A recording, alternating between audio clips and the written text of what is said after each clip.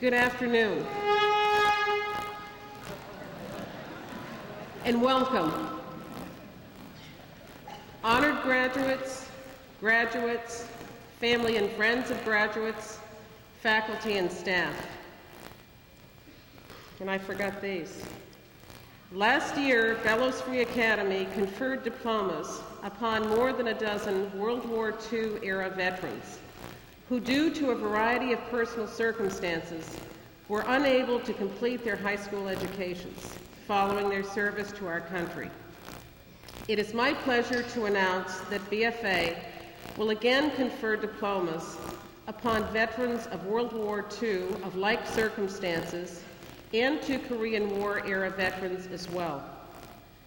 We are indebted to these gentlemen for their courageous service in the defense of freedom and the preservation of American values and our way of life. It is because of their sacrifice that we, their children and grandchildren, enjoy the opportunities we have today. I would like to note our gratitude to Jim Brulette and Curtis Brown, who were instrumental in locating the veterans both years. They worked very hard to do so. And I would like to pay homage to Bill Perkins, who brought the idea to the board early last year. It was because of his reading an article that had mentioned this and bringing it forward to the board that all of this took place. It is with a great sense of honor that I now ask Mr. Levis, our headmaster, to present the following gentlemen for the granting of their diplomas. And I would also ask Mr. Brulette and Mr. Brown to come forward as well to congratulate them.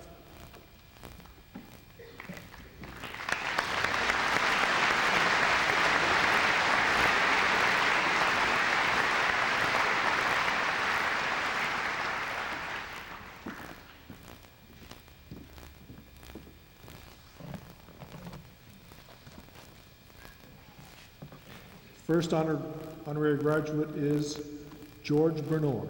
Mr. Bernor.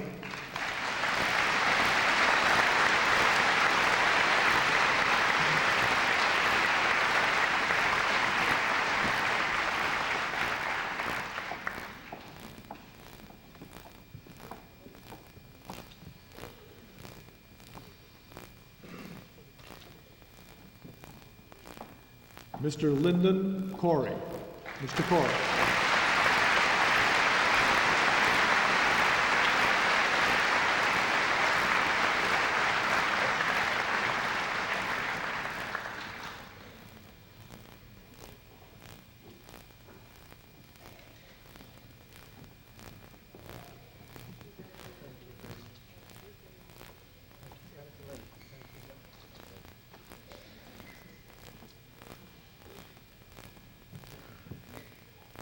Mr. Lawrence Jouer.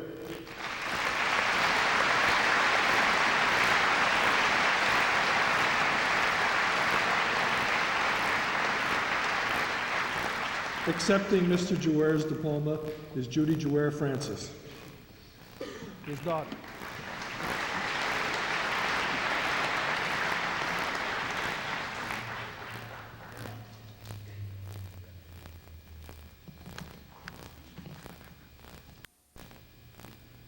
Mr. Bert Peon.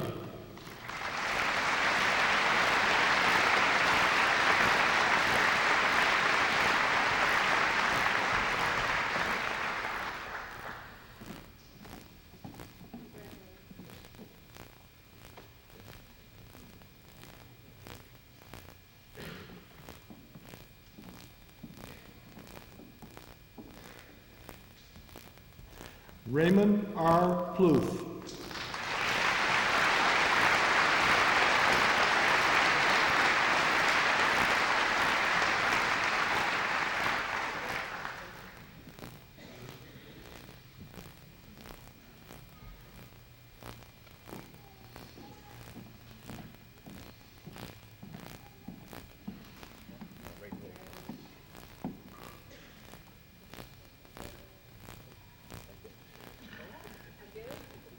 Mr. Plouffe, if we could ask you to stay here for just a second. We are also giving a diploma today to Mr. Plouffe's brother, Norman R. Plouffe. And Mr. Plouffe, if you would take this for your brother, you will get it too.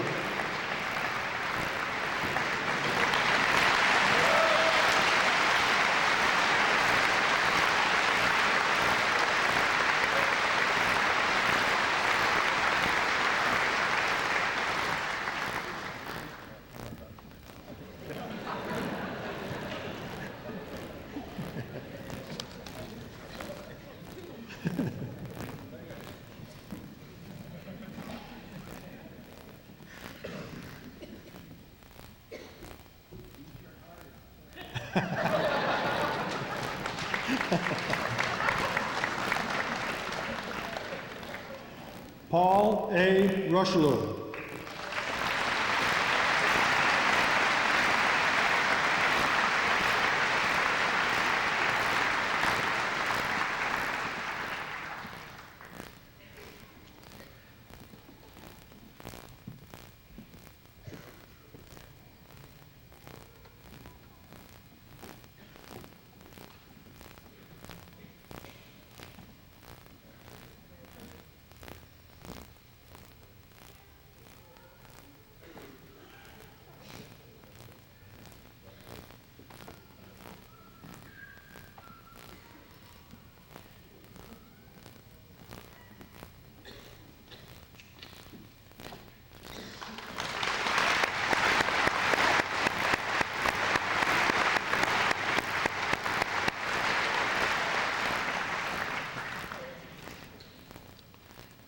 Frederick Sweet.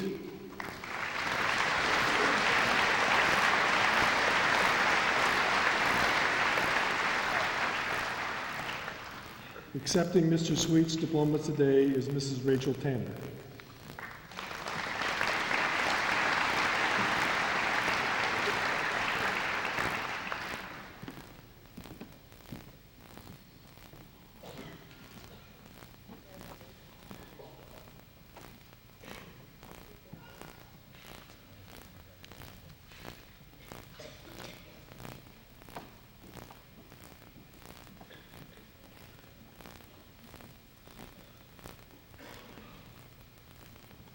Before we present the final diploma, I do want to say that there are 4 other members who were not able to be here today. We have their diplomas, and they will be given to them in the next 2 weeks. Now, our final honorary diploma today, Edward M. Warner.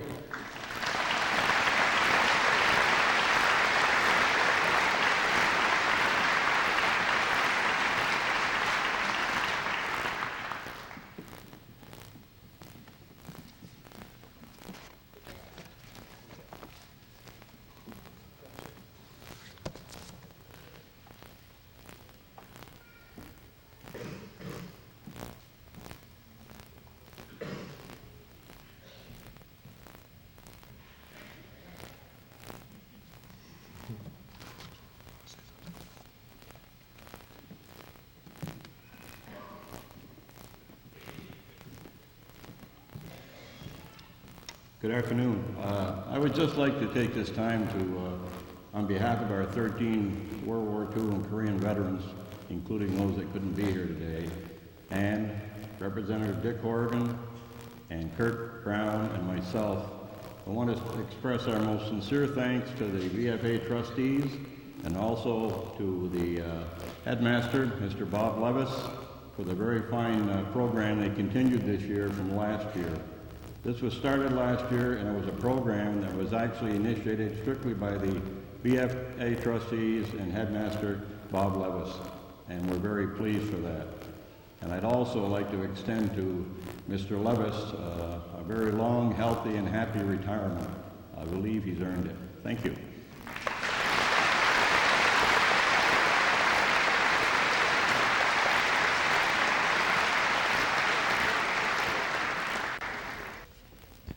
Thank you very much. Welcome, friends and family of the class of 2003. On behalf of my fellow classmates, I would like to thank you for joining us in this memorable event. I'm glad to be sharing this podium today with Mr. John Haynes, or Bird as he is commonly known, with whom I've also spent a great amount of time on ice, each of us concealed under our own layer of fake bird feathers. When I was asked to speak here today, I had a choice of what I would speak about. And right now, you're all at the mercy of my decision. I would like to point out this is my last assignment as a student at the Academy, and probably the one that I put the most amount of thought into. Certainly, entertaining the minds of 2,000 people for about 5 minutes with words alone is a fairly daunting task for someone who is focused mostly on math and science academically. Over the course of the past week, many members of the graduating class of 2003 have been recognized for their accomplishments over their past 4 years at BFA. Only today will all of the members of this class be recognized for their accomplishments. Each one of us will step forward, receive a certificate, shake hands with an administrator, and hear cheers from the audience. The fact is that each name being announced has a story of how they got onto this stage. We've all come from different backgrounds, we've all been influenced by different people, lived in different houses, in different towns, and aspired to do different things in the past and in the future. But we've shared the past 4 years of high school together. Arguably, the greatest changes in our lives have occurred over this period of time. Our diversity is a product of the choices we've made and the beliefs which we have formulated in our lifetimes, and is necessary for the continuation of our democratic society. Some of the graduates here have been active in student government. Others are athletes, artists, dramatists, dancers, carpenters, farmers, writers, scientists, mathematicians, and geographers. Our labeled occupations in high school and in the future are built around the skills we possess and are influenced by the paths we took through high school. The graduating class of 2003 is a microcosm of the next generation. We each share an equal responsibility to continue the progress of the society passed down to us. Our places in this society are also determined by our experiences. Our paths have influenced the way we will approach our occupations. The paths for some have been full of obstructions. Family problems and other personal issues can greatly impact an individual's everyday life and their ability to succeed. Certainly, some of us have been blessed with an easy path, and because of this, may have been given a better chance to be recognized for our achievements. However, those unnoticed achievements, through seemingly insurmountable obstacles, are those which deserve the most respect. I personally commend the efforts and accomplishments of those who have experienced a high amount of negative motivation and influence, because most, including myself, cannot comprehend your experiences. However, I dare say that all of the graduates have received some form of help through a tough situation in our high school years. The support network of friends, relatives, and teachers is a powerful tool which is always available. Nothing is accomplished solely upon the efforts of just one person.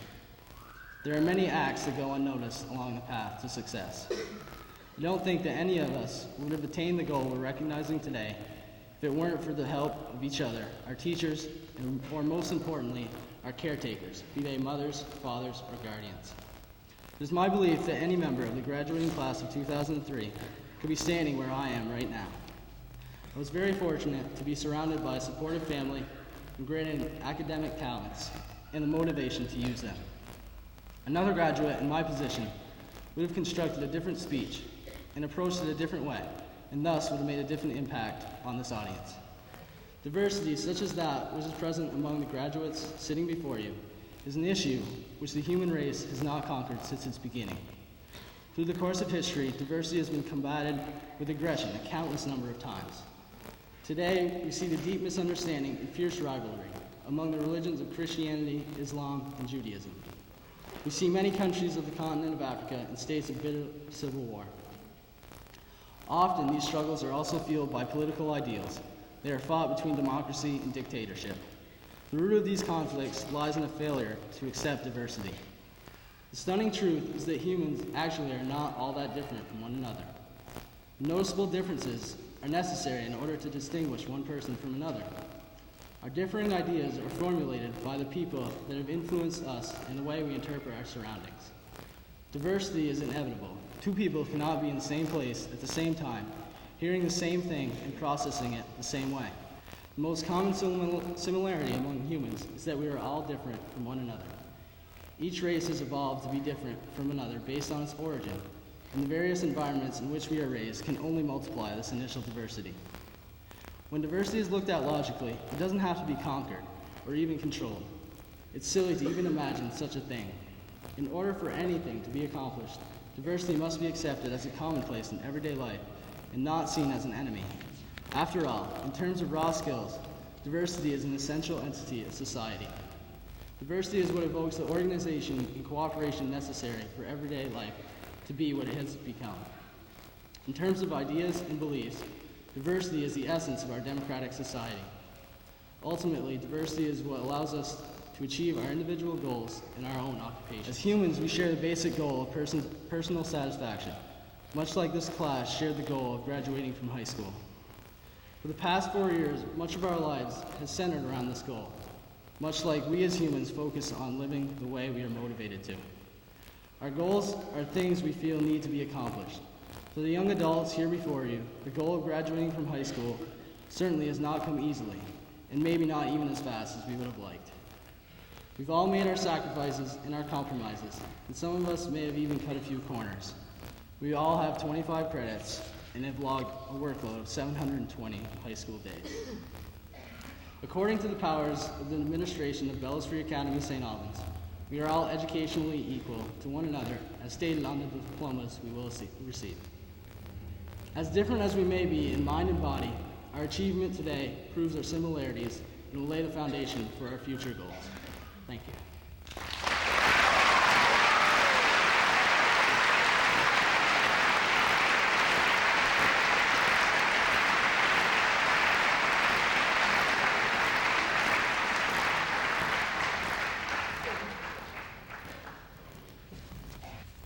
Mr. John Haynes, known as the Bird to many of his students, contributes to both the academic and extracurricular aspects of BFA. Mr. Haynes began teaching at the Academy in the fall of 1969. He is the school mascot primarily at hockey games and is a volunteer coach for the teams as well. He is a member of the BFA Education Association and has negotiated for teachers when issues have risen. Mr. Haynes has been a judge for the homecoming parade and loves jazz. Most importantly, though, is his curiosity and thirst for knowledge. He believes that it is not just enough to discuss issues and topics, but to investigate and find the true meaning of the literature and authors that he presents to his students. As Mrs. Haynes told me, Mr. Haynes is in love with learning, and that is the atmosphere that can be felt in his classroom on a daily basis. In his classroom, he encourages his students to challenge themselves and expand their minds. I am proud to present the class of 2003's graduation speaker, Mr. John Haynes.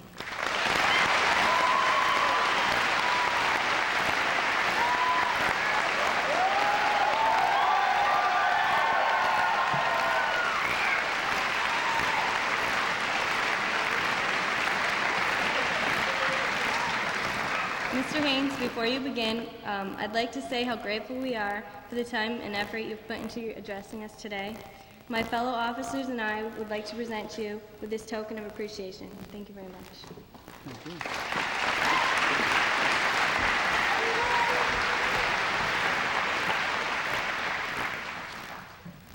Welcome one and all.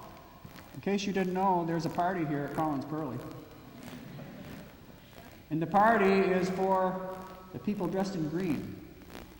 I thank you for your enthusiastic welcome, but I especially thank members of the senior class for your kindness. It's no secret that being with you is always a highlight of any day. We spent many hours together in our school, in our classrooms, on athletic surfaces, and a host of other events as well. You and I are here to spend a few more moments as a collection of people who have arrived at another point of departure. And before we go, as usual, I have a few more things to say. You, and you alone, are the reason I'm here. This address will in some ways be congratulatory, but in more ways complimentary, because I don't know if you truly understand your value as a human being. We don't often talk in those terms. We don't often sit with someone and say, I want to tell you what I like about you. I want you to know how important you are to me. Today, you have given me that opportunity, and for that, I thank you. There are 3 of you in this class who have been a huge part of my life since that first day 4 years ago when you laced up a pair of skates and stepped on the ice as a member of the Big Green hockey team.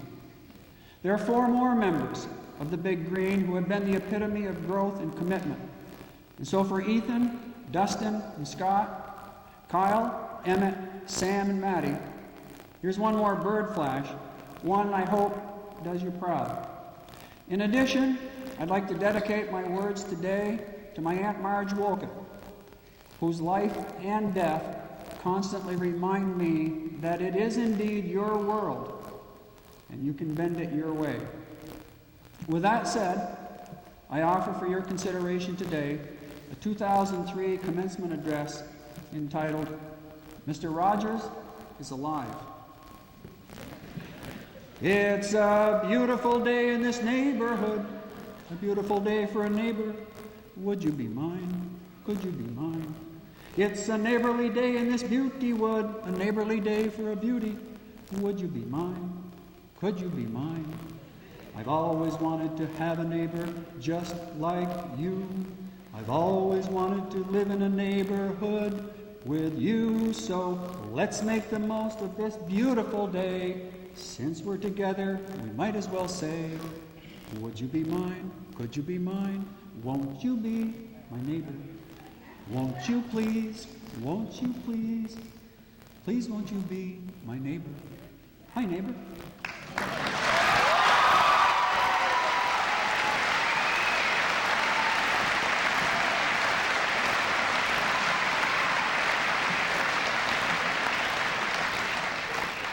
This past spring, we lost Fred Rogers, the 30-year host of Mr. Rogers' Neighborhood.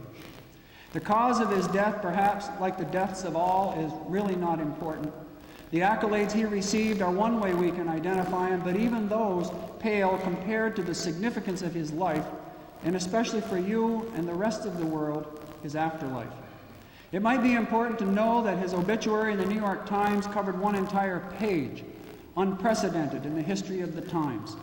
From Eastport, Maine to Seattle, Washington, news services paid homage to Fred Rogers for several weeks. It does seem at least somewhat incongruent for the host of a television program to garner more ink than anyone in the history of the New York Times. History has given us our heroes. We learn about them in schools, those of military might, the statesmen, the scientists, the mathematicians, the artists, the athletes, the wearers of the cloth, and the special millions who have spoken out against injustice. You can create your own list of heroes out of the pages of many books. However, none of your choices warranted a full-page obituary in the New York Times. Mr. Rogers did. Who is Fred Rogers? For starters, let's talk about time. The duration of Mr. Rogers' neighborhood corresponds to the time I've taught at our school. In essence, my entire professional life has been spent within these walls. To give you a clearer perception of time, try this. All 5 of our children were born during this same period. Every member of my family of origin has died, my father, my mother, my brother, and my sister. During this time, I've probably directly taught about 5,000 students. Can you imagine the number of people Mr. Rogers has taught? All you have to do, pick a number, and then add a bunch of zeros. My impact is localized. Mr. Rogers' impact is worldwide. But let's get back to that obituary. What makes Mr. Rogers so important? I offer 2 major reasons. The first is routine. The second, imagination. Day after day, Mr. Rogers came into the room singing the same song to you. He changed into his sweater, his comfortable shoes, and began talking to you. Even as a younger dad, I, like my children, felt that he was talking to me. How often and how regularly did we hear him say, "It's you I like. It's not the way you do your hair, but it's you I like." The way down deep inside. It's not about the fact that he said this to us, but he said it to us every day over and over. And you know, after a while, you begin to believe it. You discover that in spite of uncertainty, disappointment, loss, fear, shame, heartbreak, Mr. Rogers came back to tell you yet again, it's you I like, just the way you are. It's the routine that he gave us and the belief in us as good and important people. Beyond the song, the sweater, the sneakers, the "I like you just the way you are," though, he quietly and assuredly demonstrated the importance of kindness, courtesy, self-worth, family, friendship, and the dignity of all. He showed us that we could live in harmony. We could overcome problems and discover our self-worth. He showed us that it's okay to be different. It's okay to be afraid, to have doubt, to be angry, to have feelings different from those of others. Mr. Rogers gave us a routine, an understanding that some things simply remain the same. They are constant. We all need something to count on in a world where so much is temporary. In addition to these never-ceasing lessons were his regular explorations and development of our imaginations. The art world is a prime example of the use of one's imagination. The imagination gives the world ideas, ideas which are necessary for an abundant life and a vital society. The history of art is filled with trends, movements which generally run the gamut between the concrete and the abstract. A few years ago, I was a student in an art history course at UVM, and as we examined some of the many movements in art, students began to be attracted to either the concrete or the abstract. The students attracted to the more concrete works could not seem to make much sense of the abstract paintings, and further stated that anyone can do that. Well, after much discussion, our professor said, well, this might be true, but somebody had to have the idea. Exact reproduction of a person or a scene does indeed require a good eye and tremendous skill. The abstractionist, however, has a unique vision, an idea which, while not necessarily being representational, certainly speaks. Mr. Rogers' daily trolley rides encourage the imagination, the curiosity to enter imaginative spheres, worlds of possibility. Today, it is even more vital that we continue to develop our imaginations. We live in a world where we are carpet-bombed with visual images, quick fixes, immediate gratification, and news in a nutshell. Oh, we get some answers all right, but we often starve our imaginations. We've been lulled into expecting the answer, but have little energy or curiosity to explore what is possible. I believe that it is the imagination alone which propels curiosity. Norman Mailer, perhaps the best chronicler of our times, tangentially addresses the concrete and the abstract in his new small book, Why Are We at War? He says, quote, "We are in a war between those who believe the advance of technology is the best solution for human ills and those who believe that we got off track somewhere a century ago, 2 centuries ago, 5 centuries ago, and we've been going in the wrong direction ever since. That the purpose of human beings on earth is not to obtain more and more technological power, but to refine our souls," close quote. In a sense, technology is the concrete and the soul is the abstract. Mr. Rogers gets at the kinds of things we need to hear over and over again, all designed to develop the imagination and hence the soul. His work shows us that we are important in a world that seems to suggest that we're not. Our needs are not secret, and the Mr. Rogers New York Times obituary bears witness to them. He provided a routine, a certain steadiness in our lives, and from that routine guided us into the abstract, the imaginative sphere in which we could nourish our souls. His life gave life to ours. He is indeed alive, and here's how. If each of you had a pocket mirror with you, I'd ask you to hold it up to yourself and keep looking at it for the next few minutes while I continue. For 34 years, you and those like you have been my routine. You have given me a routine from which I've been able to enter worlds that I could never have entered had I spent my career in some other field. Your steadiness has been the main road from which I could turn left or right, down a side street to a new discovery. You allowed me to become a sort of astronaut, one who regularly enters various spheres in search of answers for the soul. In addition, as my routine over and over again, like Mr. Rogers, you are filled with kindness, courtesy, delightful innocence, curiosity, and willingness. Not one of you in any of our classes together has been unwilling to go on journeys that not only had I never taken, but had never even anticipated. Our journeys together had nothing to do with the advance of technology, but everything to do with the advance of the soul. I was never a tour guide who pointed out this particular site or that. We always went together. You provided the routine. And from the routine of knowing that we were going to be together each and every day, knowing that we believed in and trusted each other, knowing that we cared about each other, we journeyed into brand new worlds. Like Mr. Rogers' neighborhood, the routine of the class helped us develop our imaginations, and what we found were generally things we did not expect. When we exited that world, we came back to a different world because we all came back changed. Our world had tilted a bit. Some of you may have seen the Ken Burns film about American architect Frank Lloyd Wright, and as Wright's career developed, he created work compounds for people to come and be a part of his work. At his Wisconsin compound, Taliesin, one of his students who left after an extended stay commented on her experience with Wright.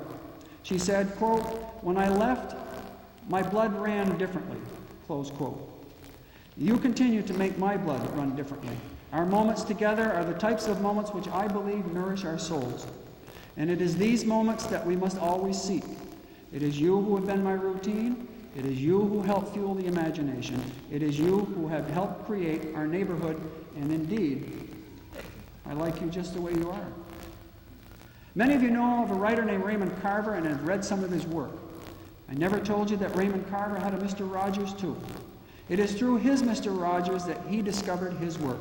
His name was John Gardner, and the last part of John Gardner's life was spent in the English department at SUNY Binghamton. John Gardner liked Ray Carver just the way he was. It wasn't about his hair. It was the way down deep inside him that he liked. Gardner gave Carver the routine that enabled him to find his true work.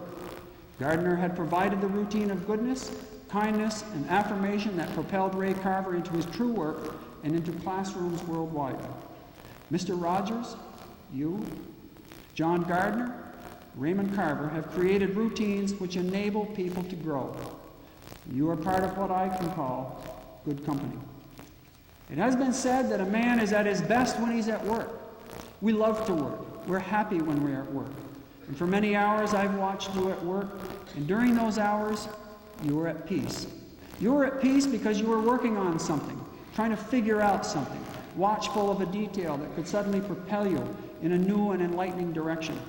A fine testament to our love of work is the poem Raymond Carver wrote about John Gardner, a recognition and celebration of one's work. It goes like this. Love of work, the blood singing in that, the fine high rise of it into the work. A man says, I'm working, or I work today, or I'm trying to make it work. Him working 7 days a week and being awakened in the morning by his young wife, his head on the typewriter. The fullness before work, the amazed understanding after, fastening his helmet, climbing onto his motorcycle, and thinking about home. And work, yes, work. The going to what lasts. The going to what lasts. What was Mr. Rogers' work? John Gardner's work, Raymond Carver's work? What is your work? Well, from my perspective, you've been at work for at least 13 years. The work you have done for those years somehow gets passed off as schoolwork. School has been your workplace, and in that workplace have come some of your most important and beautiful creations. It is in that workplace where you have been listened to and encouraged as you never have been before. It is in the classroom where your ideas matter because someone cares what you have to say. It has been said that the classroom is quite likely the last bastion of regular, serious dialogue between humans. In the years to come, you will enter other classrooms, some good, some not so good, and perhaps some worth avoiding at all costs. But what about your work? In the Barbette Schroeder film Barfly, the central character Henry Chinaski, a true barfly, says that this is a world where everybody always has to be something. Everybody always has to do something. At first glance, we would think that Chinaski has had one too many Scotch and waters. However, right about now, friends and loved ones have bombarded you with, what are you going to do? What are you going to be? The answer is that you will simply be. Allow yourself to be. Trust me when I say that your work will find you. And when I say work, I do not necessarily mean your profession. Fundamentally, your work is about the things that move you, your ideals, perhaps. You may find that being good, being kind, being brave, or being just create the umbrella under which your life walks. Speaking out against intolerance and incompetence may occupy a wedge of your umbrella. The pursuit of freedom, justice, and equality may be other wedges as well. Action, of course, does matter, but it is rather how you act that really matters. How you act makes a difference to your internal neighborhood. I believe you have already discovered those ideals which are part of your emotional fabric. Take a look at the kinds of things which move you, those things to which you always return. People, numbers, the environment, human rights, fixing things, creating, recreation. Therein lies your work. You'll not have to charge off and be something or do something. Your work is you. For example, nearly every one of our daughter Allison's jobs has been in the medical field. The medical field, of course, is all about helping people. Our daughter Stephanie has found her emotional fabric in the home and as a longtime domestic worker in a private home. Our son Richard served 4 years as a United States Marine and is currently a Border Patrol agent on the Mexican border. His fabric is law enforcement, vital to the security of the masses. Our daughter Nora's fabric is the business world. It is a world which serves people like you and me every day. Organization and efficiency are what make her go. Daughter Hillary's longtime interest in music and sports forms the thread of her fabric. Both music and sports bring enjoyment to millions in fields where orderliness, regular practice, and optimum performances make a difference. I tell you that they did not set out to find these specific careers. These careers found them. As Fred Rogers once said, the real drama of life is never center stage. It's always in the wings. Your work is indeed in the wings. Be alert for your cue.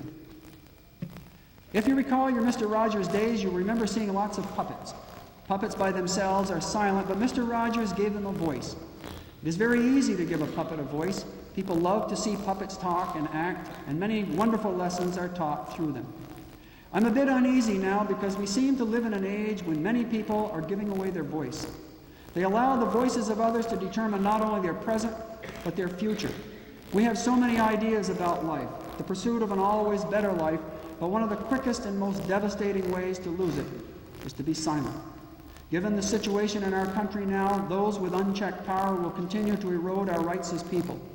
History has shown us over and over again that the masses are like sheep in a flock who will bleat a little bit but eventually resign themselves to their conditions, give up the voice, give up their rights, and let the juggernaut roll on. My mailbox is rapidly filling up with letters from politicians who see the erosions of our rights. Senators Ted Kennedy, Tom Daschle, Congressman Bernard Sanders, and a host of others believe that we must act and act with determination to check this mass erosion of human rights. This is the first time in my life when I have been bombarded by so much mail. If you'll recall George Orwell's classic little novel, Animal Farm, you'll understand the dangers of unchecked power. Unfortunately, in that book, by the time the animals realized that something was very wrong, it was too late.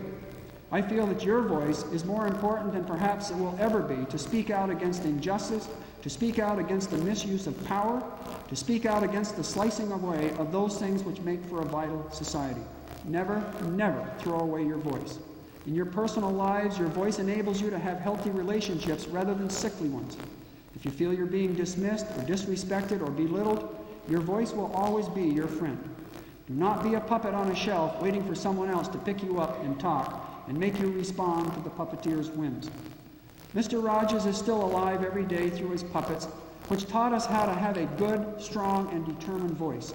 The puppets speak to our goodness, our intelligence, our value as humans. You are your own best puppeteer. Pull your own strings.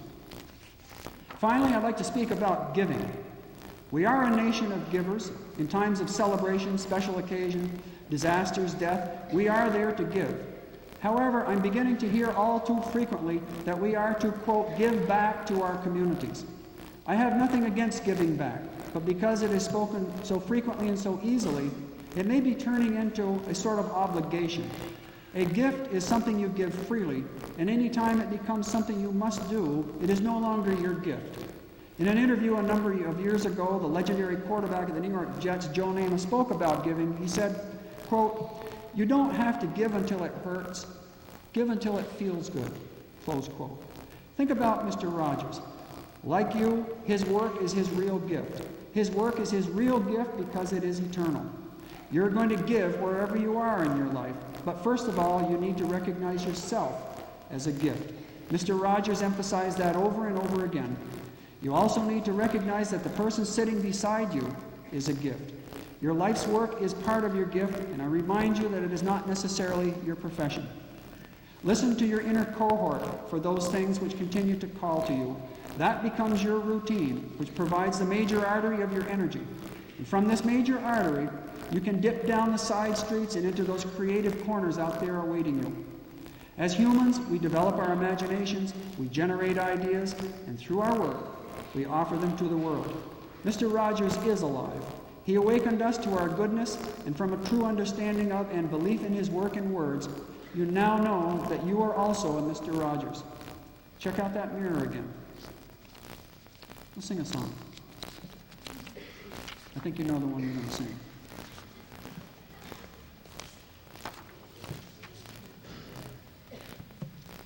It is indeed. It's a beautiful day in this neighborhood, a beautiful day for a neighbor. Would you be mine? Could you be mine? It's a neighborly day in this beauty wood, a neighborly day for a neighbor. Would you be mine? Could you be mine? I've always wanted to have a neighbor just like you. I've always wanted to live in a neighborhood with you. So let's make the most of this beautiful day. Since we're together, we might as well say, would you be mine? Would you be mine? Won't you be my neighbor? Won't you please? Won't you please? Please won't you be my neighbor?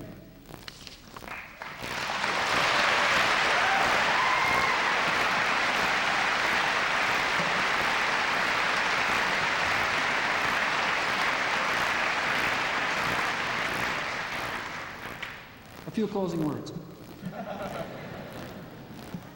I want to leave you with a few truths that I've discovered in my 58 years.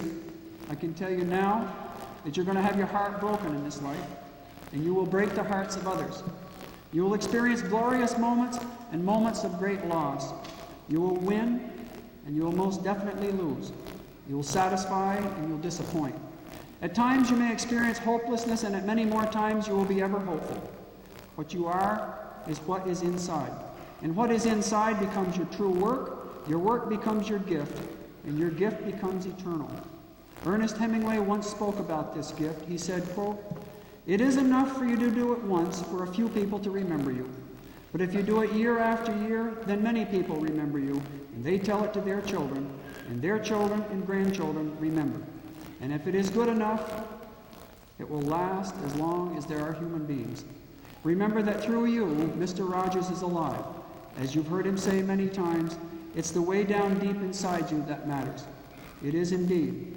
You matter to me, and wherever you are in your lifetime, in times of glory and in times of sadness, in all the in-between times, I will always be your neighbor. I thank you for your attention."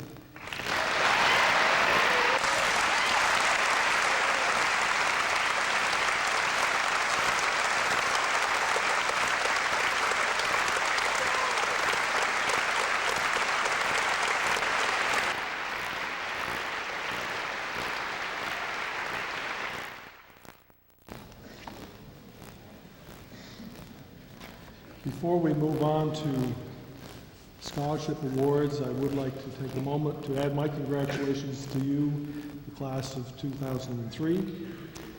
It's been a joy to watch you grow and learn. You have served your school and community very well. This class has provided community service to over 2,500 hours of community service to the St. Albans area. You have excelled in academics, in the classroom, on the drama stage, on the ice rink, in the ball fields, in the courts. Whoops, that should say on the courts.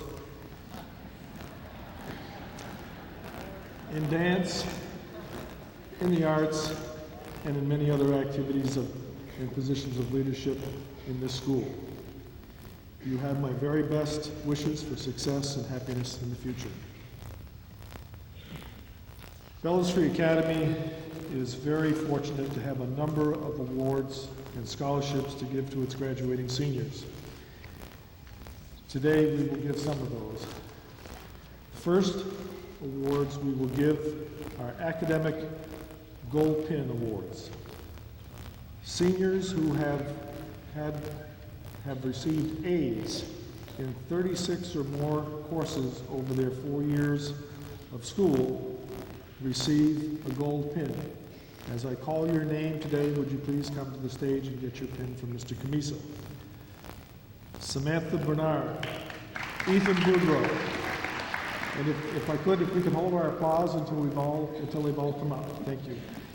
Ethan Boudreau, Katrina Brown, Amy Cassavoy, Jenny Contois, Jordan Kucher, Danielle Duplessa, Sarah Evans, Paige Fieser, Laura Fossey, Abby Garnier, Sam Gorton, Rochelle Goulette, Aaron Gerton, Matthew Hill, Courtney Hodette, Jonathan Hutchinson, Sarah Jerome, Myriad Corazani, Luke LaCours, Marty Mesha, Brooke Marshall, Andrew McCormick, Maureen McGinn, Carrie Osha, Andrew Parody, Amanda Partlow, Callie Pelcher, Cindy Pigeon, Julia Rainville, Carolyn Robertson, Taryn Santori, Ellen Sargent, Michael Teff, Jody Tooth, Danielle West, all recipients of 36 or more A's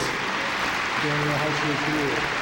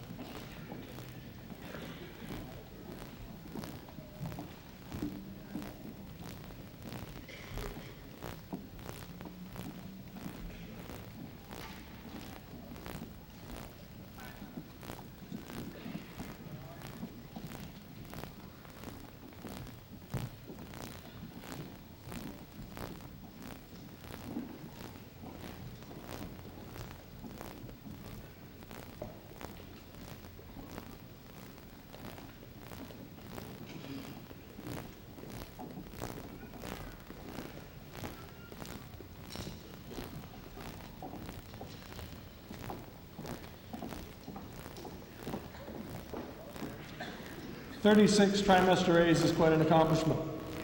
We have some seniors. Yes, please.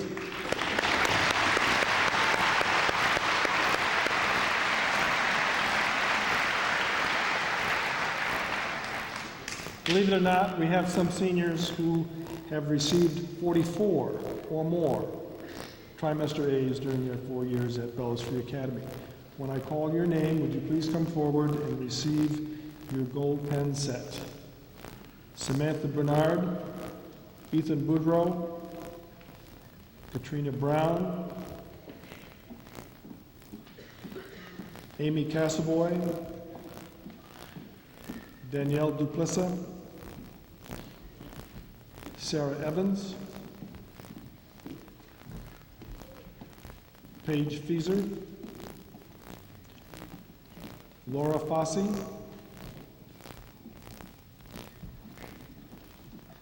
Abby Gagne, Sam Gorton, Rochelle Goulette, Aaron Gerton, Courtney Hodette, Myriad Corazani, Marty Mesha, Andrew McCormick,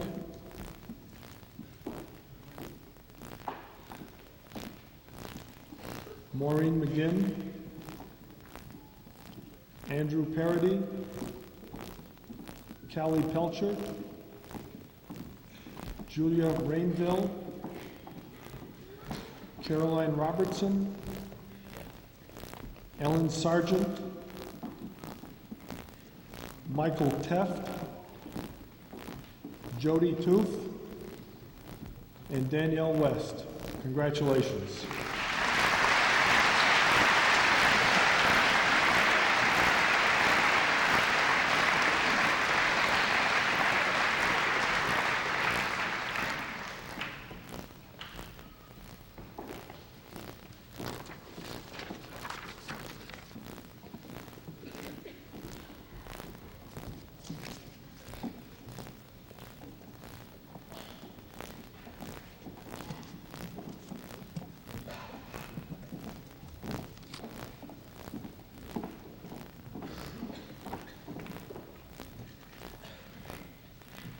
The Chauncey B. Warner Memorial Scholarship Fund was established in June 1986 by the Board of Managers of the Warner Home for Little Wanderers as a memorial to Mr. Warner's many years of dedicated service to the needy children of Franklin County. These scholarships are presented to seniors who have been accepted at post-secondary undergraduate programs and are based on financial need and initiative. This year's recipients are Roger Berard and Julia Rainville. Would you please come forward?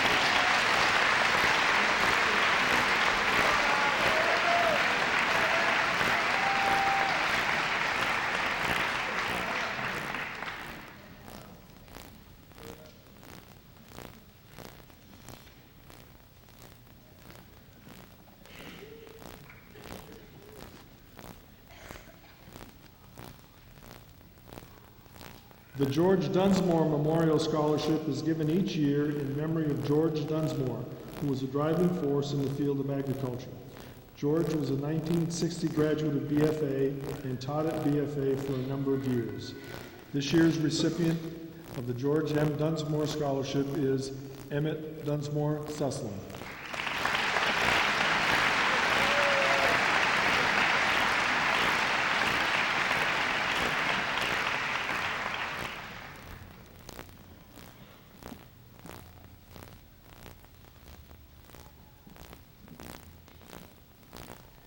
The Fletcher E. and Louise MacArthur Scholarship is established by Fletcher E. and Louise E. MacArthur to be given to one male and one female student pursuing higher education. Applicants must be of a high scholastic standard and have a financial need. The MacArthur scholarships will be renewed until the selected persons finish their college term or until they no longer attend or are enrolled in that said institution. This year's recipients are Daniel Duplissa, Michael Teft.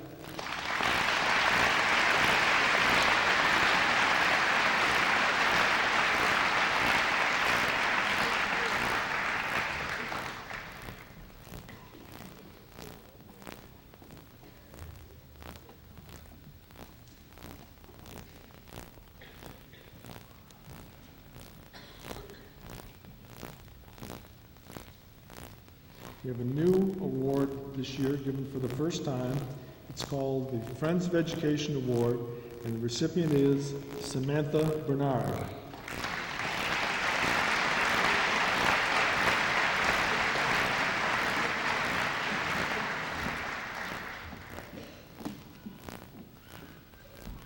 Another new scholarship for Bellows Free Academy is the Kemper Peabody Scholarships. This year's recipients are Aaron Gerton, Ian Hartman, Jonathan Hutchinson, and Amanda Partlow.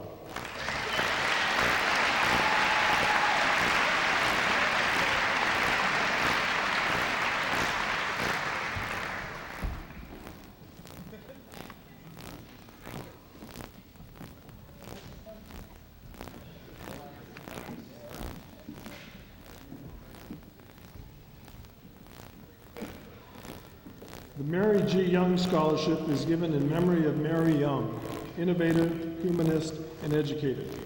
This scholarship is awarded to a deserving senior or seniors who have overcome adversity and graduated from one of the programs Mary initiated. This year's recipients are Katie Collins and Megan de Betancourt.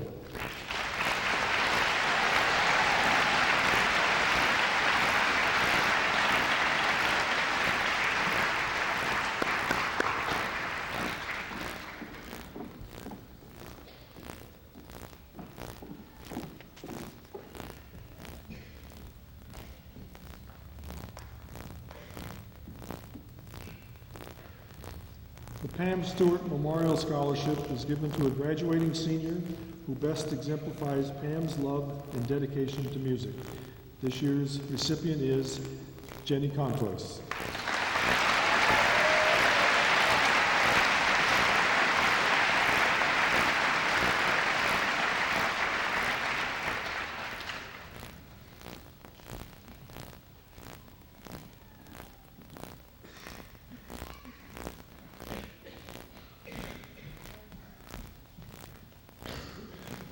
St. Albans Rotary Award provides 3 scholarships to outstanding graduating seniors at BFA who are ranked in the top 10% of their class and who have been active in school extracurricular activities.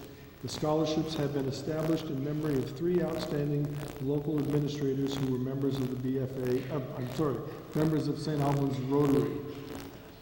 The Donald C. Pierce Scholarship is given in memory of Mr. Pierce, who was a longtime agriculture teacher and headmaster at Bellows Free Academy. Mr. Pierce was a strong administrator who had high personal expectation and demanded the same from staff and students. The Donald C. Pierce Scholarship is given to Maureen Duffy McGinn.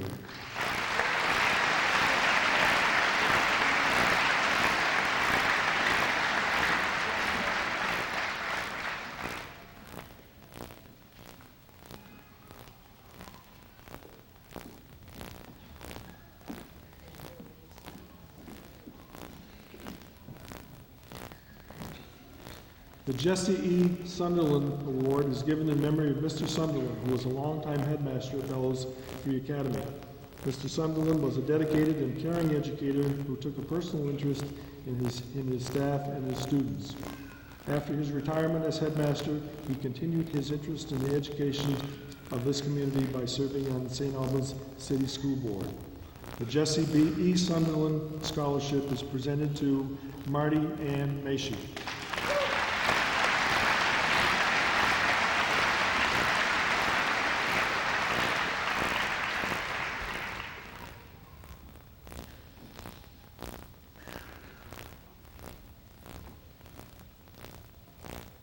Paul B. Trahan Scholarship is given in memory of Mr. Trahan, who was a superintendent in Franklin County. Mr. Trahan was an excellent administrator who was well respected by teachers, students, and parents. He was an especially nurturing mentor for new teachers. This year, Paul Stranahan Scholarship goes to Ethan Boudreau.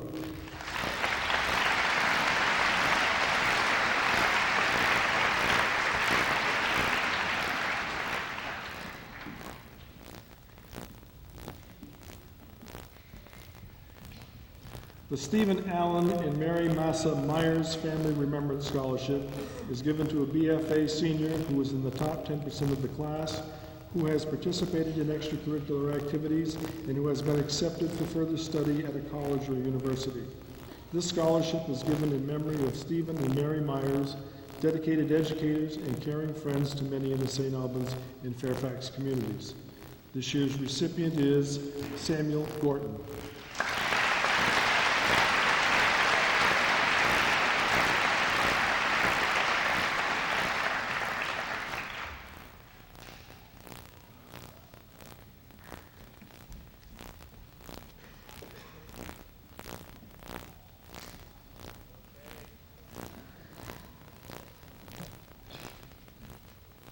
The Stranahan Trust was established by Mr. William W. Seymour as a memorial to Mr. and Mrs.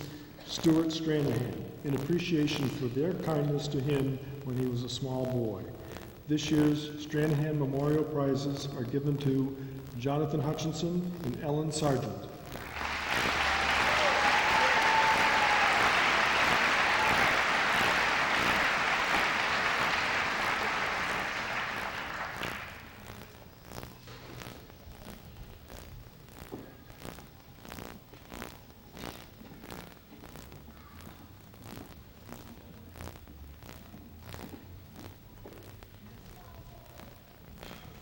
The Bellows Free Academy Trustee Awards are given annually to a senior girl and a senior boy who have shown the greatest attendance, social, and academic improvements in their 4 years of attendance at Bellows Free Academy. This year's recipients are Francis Theoret and Brandon Allen Wilson.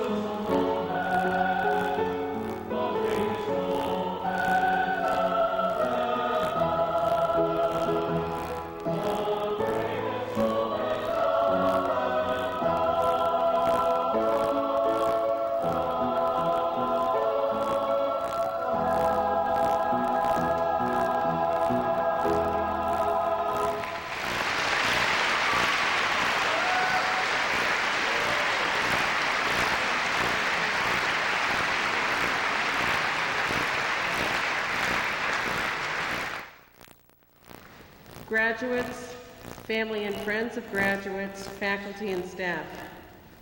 On behalf of the trustees, I welcome you to the Bellows Free Academy Collins Pearly Complex for the commencement exercises of the class of 2003. As the first order of business, I would like to thank the taxpayers of the city and town and those from the other communities who choose to send their children to BFA for their generous support.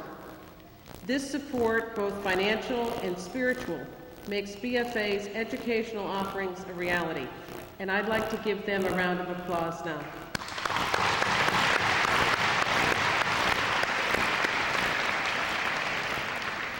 Graduates, today is a day of tremendous emotion, sometimes competing emotions. Pride of accomplishment, excitement for the future, trepidation of the unknown, all of these fill the air. It is also a time when plans are laid, loans discussed. I want to take this opportunity to discuss one of the most important loans of your life and to clearly lay out the terms of its repayment. You are the recipients of 13 years of your community's educational investment. While it is an entitlement in this country and our society, it is not free, and it must be paid back. Likewise, you are the recipients of countless hours of volunteerism, Cub Scouts, Little League, 4-H, religious education programs, countless youth sports activities, to name a few. And you have witnessed this afternoon that you are the recipients also of a world that was provided for by the courageous efforts of military veterans. Gratitude is always nice, and certainly saying thank you is in order, but it's not enough. The debt must be paid. The terms of repayment are these: voting as an informed citizen, not only on school budgets and bond votes, but on every issue that comes before the electorate. Volunteering as scoutmasters, coaches, religious education teachers, and seeking elective and appointive office. These are among the few things that you may do to repay your loan. Now, payment is flexible. You don't have to do all of these all at once. The opportunities for repayment are variable and exponential. For some, it might be as simple as opening your home and hearts to your children's friends and being an example to them. In short, be a good citizen. Assume your position in the cycle of life with heart and dignity. May God bless you and watch over you. We wish you the best and pray that our investment in you is but the beginning of great things to come. I would now like to ask the Vice Chair of the Trustees, Mr. Jack Brigham, Headmaster Levis, and the other administration involved in this ceremony to come forward for the presentation of diplomas.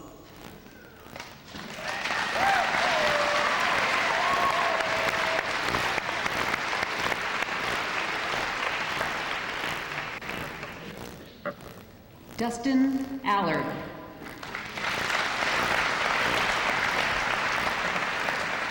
Mark Adam Arsenault. David S. Bailey.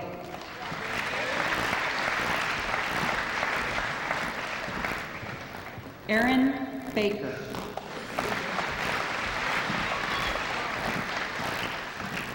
Patrick Kyle Baker.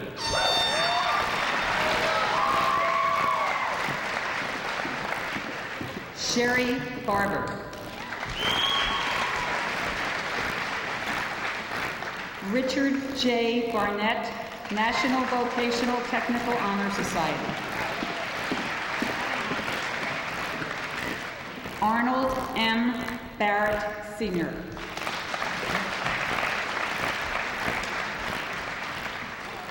Melissa Susan Bichard, National Honor Society Pro Marital.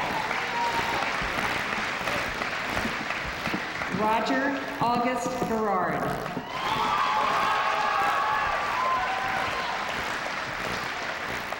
Taylor Berger.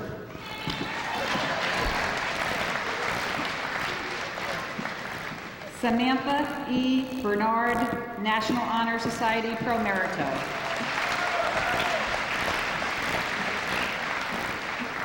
Megan Marie Blanchard.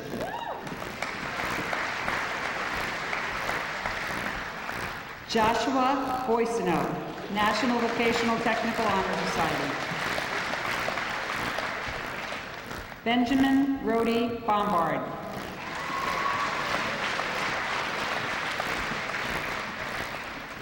Sarah E. Banye.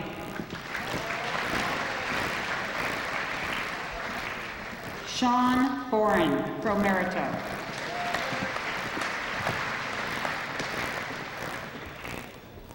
Ethan A. Boudreau, National Honor Society Pro Merito. Brian Borbo, National Vocational Technical Honor Society.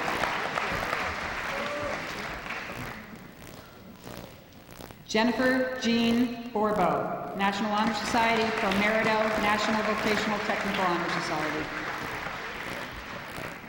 Nicholas Adam Borden.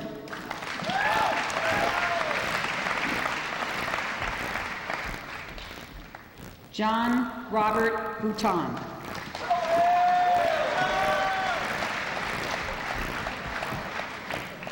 Patrick Dukas Brannon, National Vocational Technical Honor Society. William Elliott Brigham.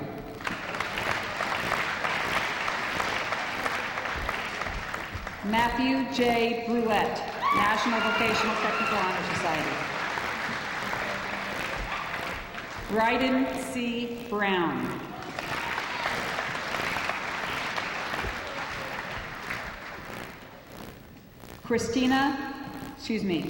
Katrina Kristen Brown, National Honor Society Pro Merito.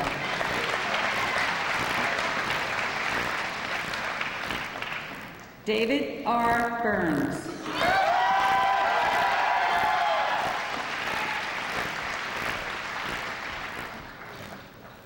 Nicole Marion Bushy.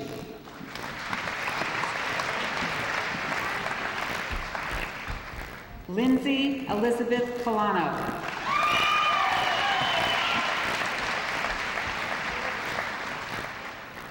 Ryan Anthony Calderoni.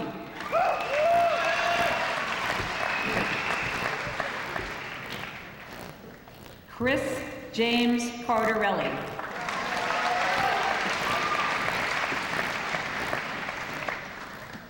Amy Lee Casavoy, National Honor Society Pro Merito.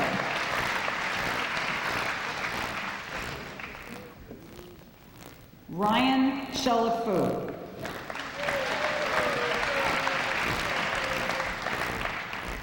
Ian C. Chase.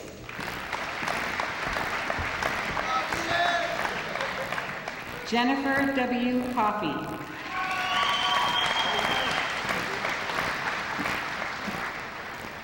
Erica A. Collins. Katie Ann Collins. Jenny Anna Comtois, National Honor Society Pro Merito.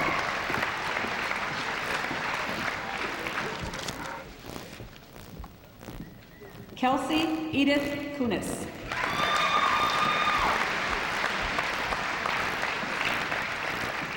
Mark Allen Kutu.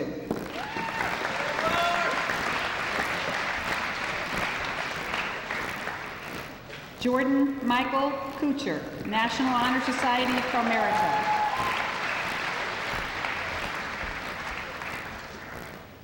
Luke Crawford Woods.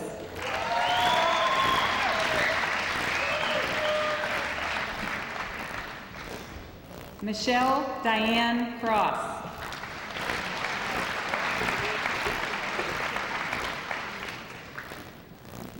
Matthew Cushing.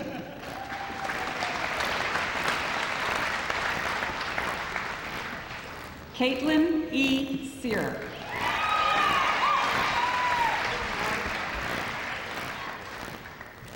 Emily Ann Daigle.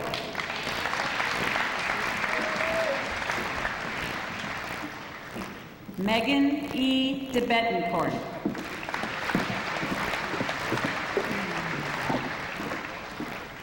Dustin Allard Degree.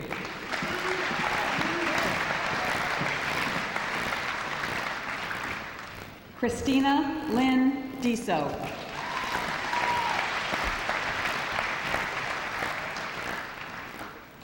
Justin Cyril Dodd.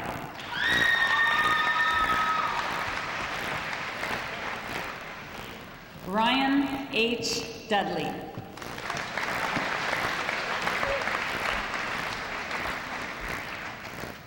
Jason Michael Duperry.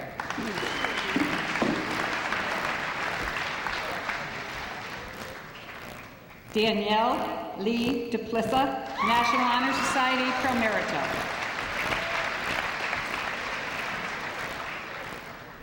Mitchell Matthew Durfee.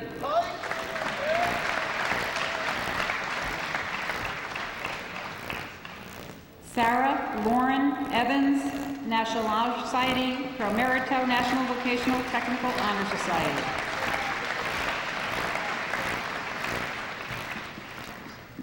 Brooke Allison Everton.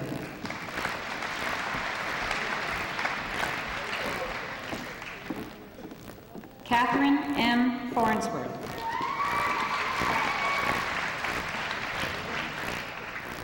Paige Allen Thieser, National Honor Society Pro Merito.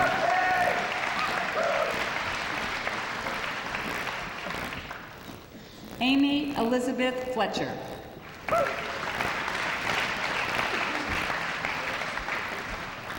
Daniel W. Florio.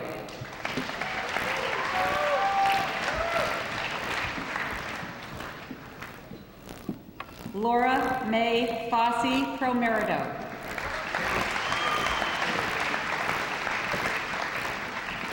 Abby Jean Gagne, National Honor Society, Pro Merito, National Vocational Technical Society. Jamie Ray Gagne.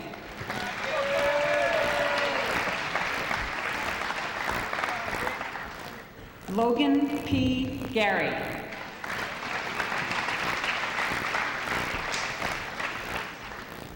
Jeremy John Gibbons.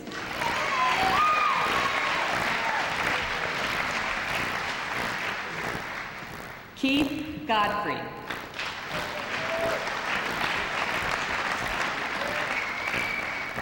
Ryan M. Godin, National Vocational Technical Honor Society. Samuel Mark Gorton, National Honor Society Pro Merito.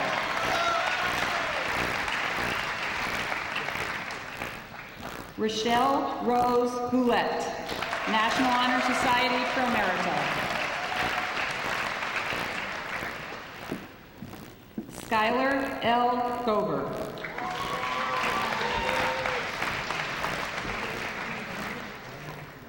Amber Lynn Granger.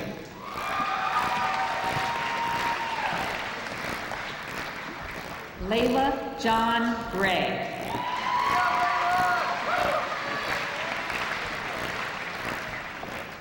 Kate Elizabeth Greenwood.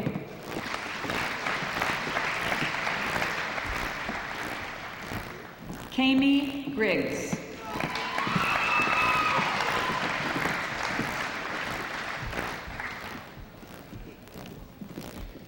Erin Kathleen Gerton, National Honor Society Pro Merito, National Vocational Technical Honor Society.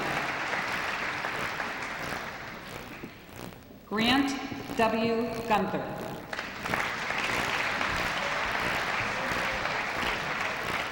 Allison N. Hansen. Justin Richard Hansen, National Vocational Technical Honor Society. Ian Clark Hartman. Pro Merito. Jason Scott Hawkins.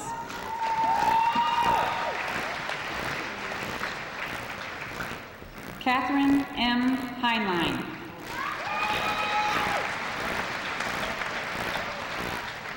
Andrew J. Hill, National Vocational Technical Honor Society. Matthew Martin Hill, National Honor Society, Pro Merito.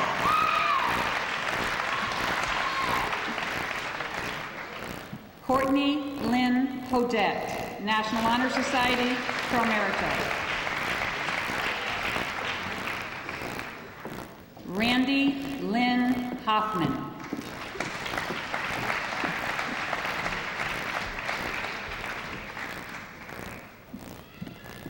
Crystal Lee Hughes.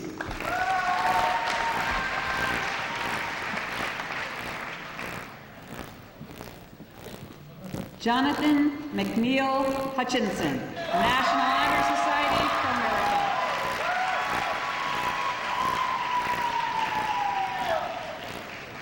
Nicole Lee Hutchinson.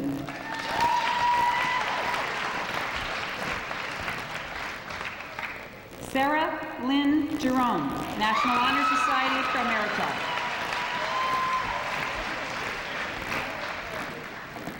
Nicholas Fisher Jetty.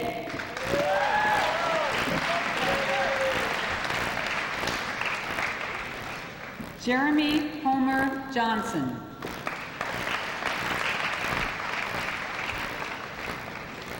Joshua Jordan.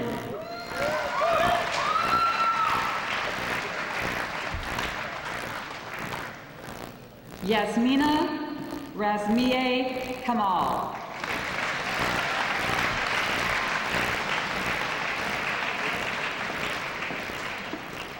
Alicia Lee Kane.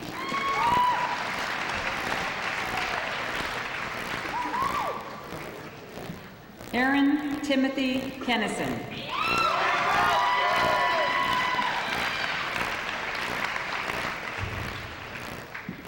Myriad Ruxara Mesgar Korasami.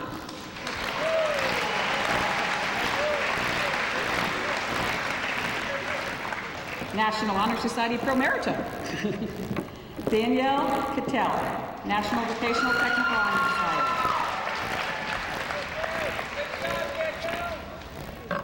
Daniel. April Ruth Knight.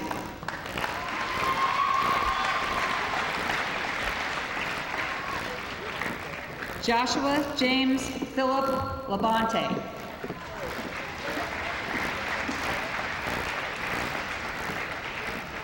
Stephen Jeffrey Ladd.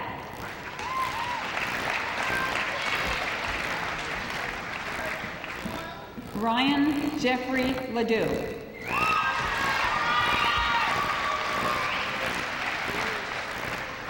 Crystal Rose Lafferty.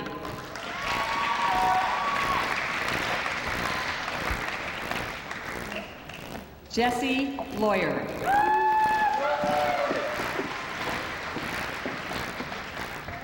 Lucas W. LaCour.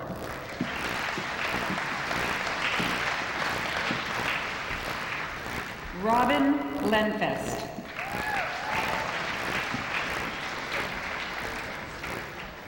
Ryan James Lewis.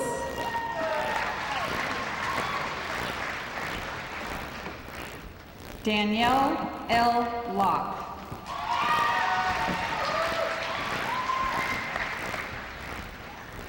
Elsie Dawn Marie Lange, Pro Merito, National Vocational Technical Honor Society. Tyler Alton Lothian.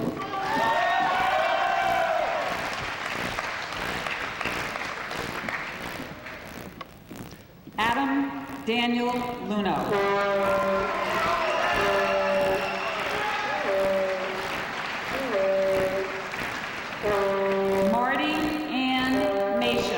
National Honor Society Pro Merito.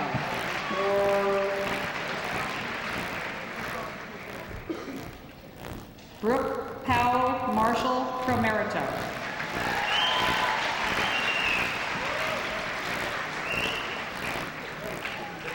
Robert James Madison.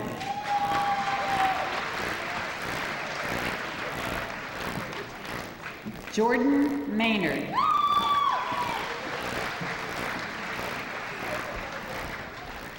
Melissa Marie Mayo.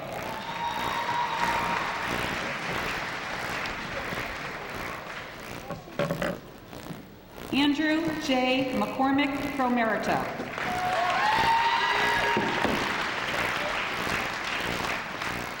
Scott McDowell.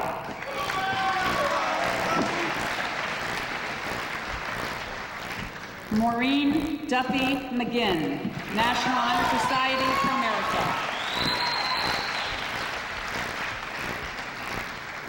Lynette Meyer.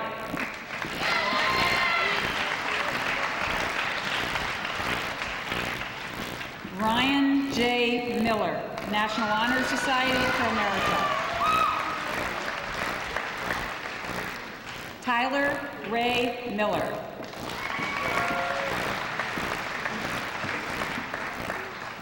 Peter Montaigne.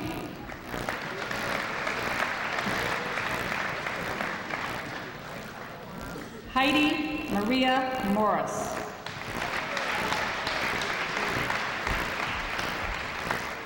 Morgan H. Murin, National Honor Society, pro merito.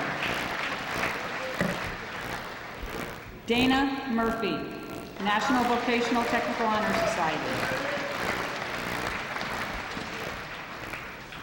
Courtney Rose Musella, National Honor Society, pro merito. Dylan P. Newton.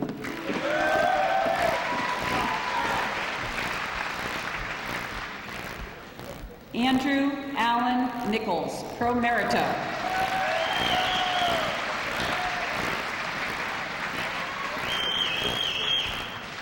Chantel Dominique Nunn.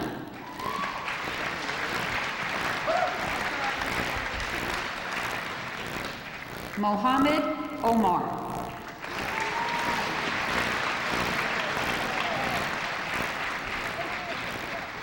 Carrie Ann Osha, pro merito.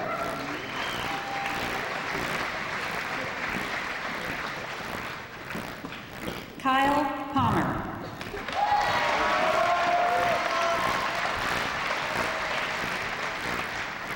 Andrew Parody, pro merito, National Vocational Technical Honor Society. Augustin Para, Jr.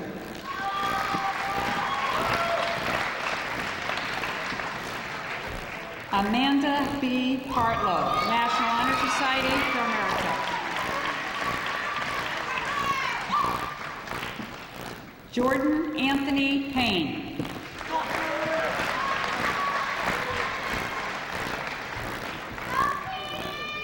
Heather Lees Pete, pro merito.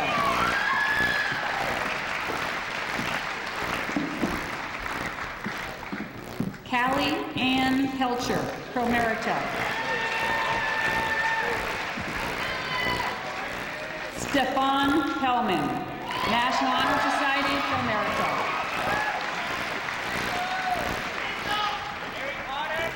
Roy Thomas Pino II.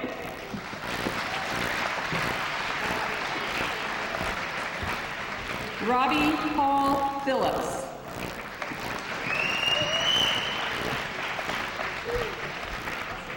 Cindy Marie Pigeon, pro merito.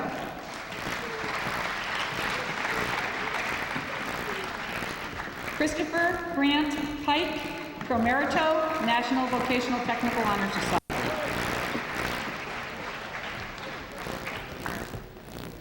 Joshua William.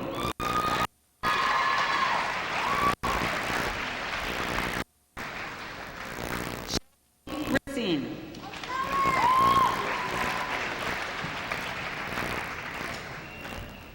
Julia Michelle Rainville, National Honor Society, pro merito.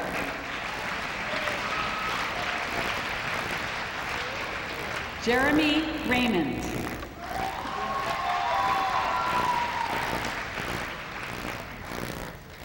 Jeffrey Adams Reed.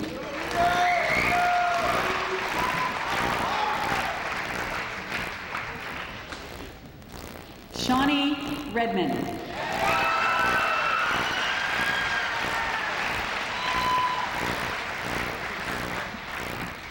Elisha Nicole Reynolds.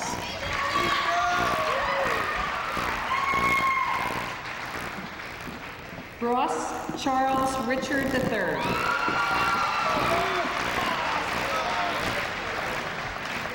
Gary A. Ricks.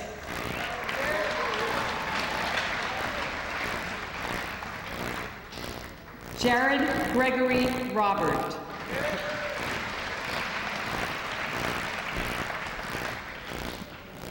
Courtney Elaine Roberts.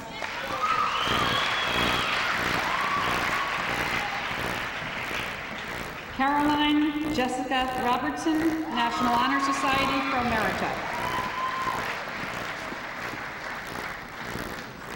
Anthony Vaughn Rock.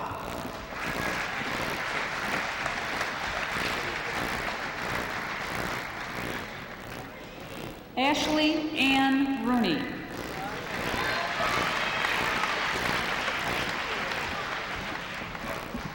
Megan Diane Root.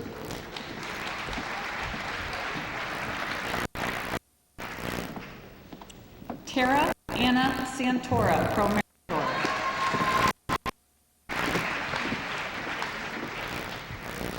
Ellen Marie Sargent, National Honor Society for America.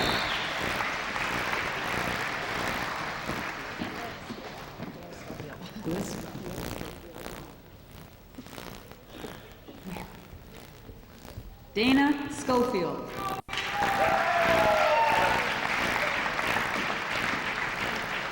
National Vocational Technical Honor Society. Danielle Grace Scott.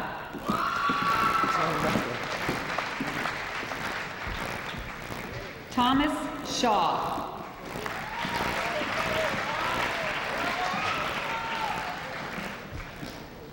William M. Sherman, Jr.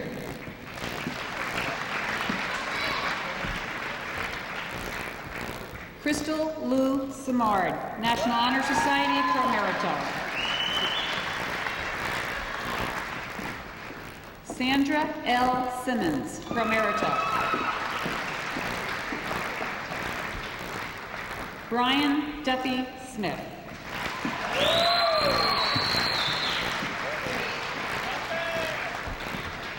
Tyler Stanislaus.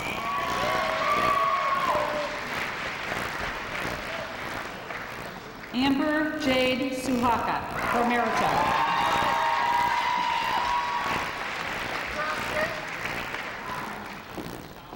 Emmett Dunsmore Sussland, National Honor Society, Pro Meritor. Matthew O. Swan.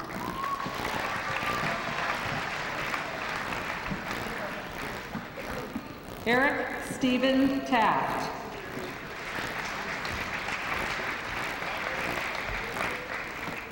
Madeline M. Tanner.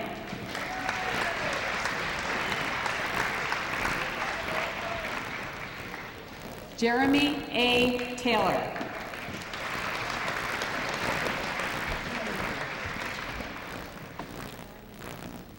Michael Gregory Taft, National Honor Society for America.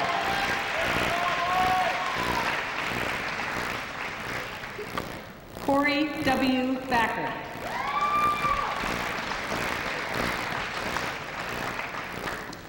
Franny Theorette.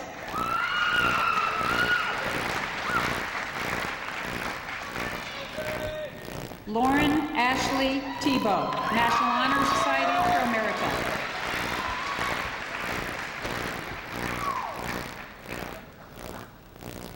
Amanda Thomas, Pro Merita.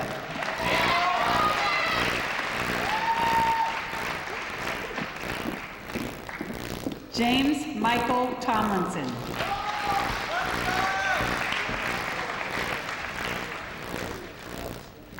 Rebecca Tonkin.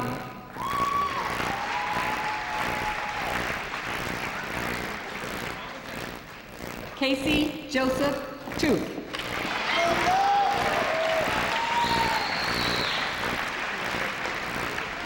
Jody M. Tooth, National Honor Society for Emerita. Andrew A. Trombley.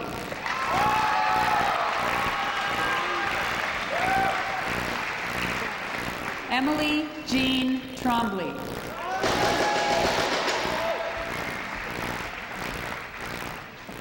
Heather M. Tuck, Pro Merito.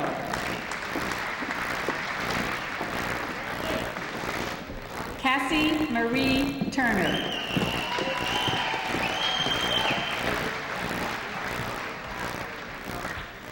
Timothy Allen Turner II.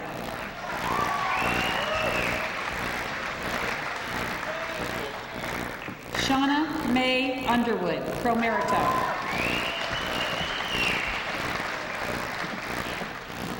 Stephen K. Barato, National Vocational Technical Honor Society. Kristen K. Verschero.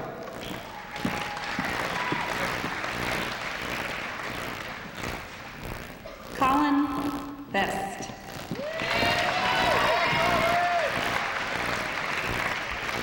Adelie Wells.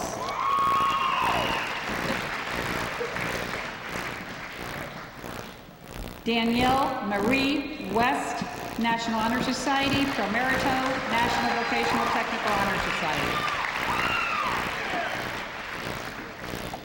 Travis John White.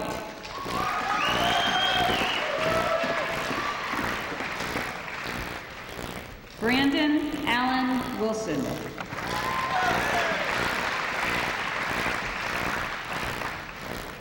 Rebecca Nicole Woodward.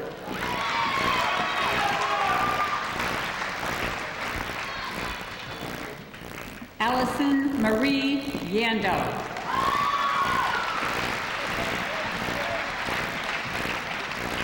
Ashley A. Yando.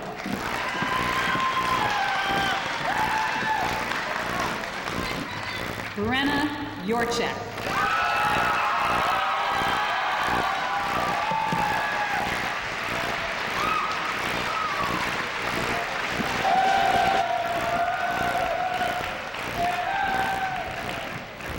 The class of 2003.